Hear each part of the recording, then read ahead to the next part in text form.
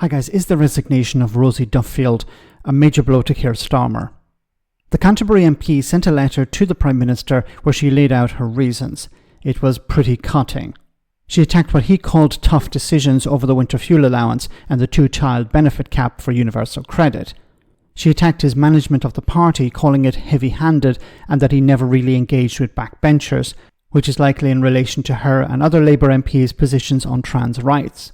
However, two parts of the letter really stood out. She said, and I quote, "As Prime Minister, your managerial and technocratic approach and lack of basic politics and political instincts have come crashing down on us as a party after we worked so hard, promised so much, awaited a long 14 years to be mandated by the British public to return to power." But even more critical was, "How dare you take our longed-for victory, the electorate's sacred and precious trust, and throw it back in their individual faces and the faces of dedicated and hard-working Labour MPs. The sleaze, nepotism and apparent avarice are off the scale.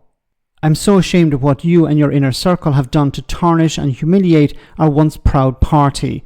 End quote. Then she told the BBC this. We all had our faith in Keir Starmer and a Labour government, and I feel that voters and activists and MPs are being completely laughed at and completely taken for granted. Okay, so is this going to damage Keir Starmer? Well, in the short term, perhaps. In the long term, I don't think so. See, the Conservatives lost or kicked out Andrew Bridgen. Do you remember that guy? He was a bit on the fringe of the Conservative Party, and he brought a few crazy voters with him.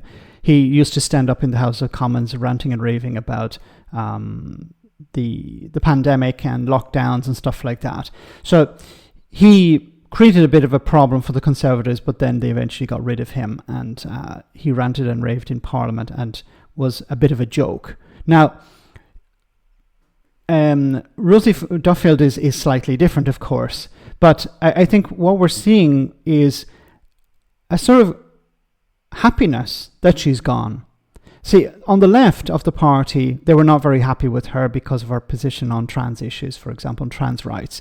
The right of the party will be happy to see her go because she's not a team player. She's not doing as she's told. She's a bit of a rebel. So the right of the party, Keir Starmer's wing, we're not happy with her complaining. We're not happy with her creating problems. So now that she's gone, it'll be great for them. So they will take a bit of flack from the right-wing media, of course. A number of right-wing politicians have come out and congratulated her and cheered her on. But this is, as I said, it's going to be damaging to Keir Starmer and the government for a little while. And then it will be all forgotten about. She's going to be an independent MP unless she joins the Conservative Party. It's possible she could join the Conservatives. She has said that she was against Conservative policies.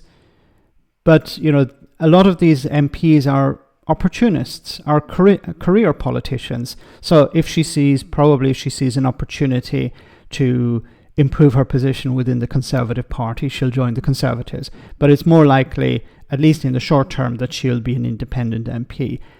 She's not going to join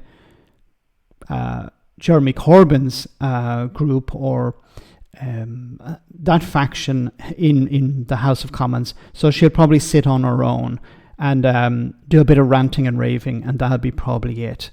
So I don't see this damaging Keir Starmer and his government in the long term. There'll be a bit of trouble for him in the short term in the next few days, but after that it'll all sort of go away. Let me know in the comment section, guys, what you think. As always, your comments are greatly appreciated. Thanks a lot.